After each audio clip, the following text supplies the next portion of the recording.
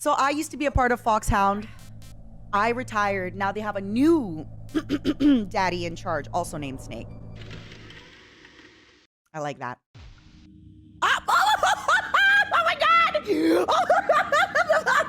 Oh, sorry. Oh my god. Oh my god. Oh my god. Who are you speaking for? Naturally, I'm representing the U.S. government. So who's in supervisory control of this operation? It's in the map room about They're still video conferencing with each other. If that's a real nuclear warhead, shouldn't they issue a COG? Not yet. The Secretary of Defense has operational control and is fully aware of the situation. So red right now. After you infiltrate, I'm not gonna lie, I did not the hear National Security Agency in It's on camera this? free. yes. Oh, So I is can move the DIA, camera? the Defense Intelligence Agency. The DIA? I'm starting to get a bad feeling about this. They'll be sending us some support. We don't need desk jockeys. We need a nuclear weapons specialist. Of course.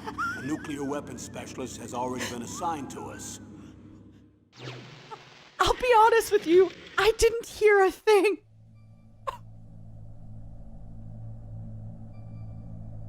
Oh my god! I'm gonna get banned off the internet!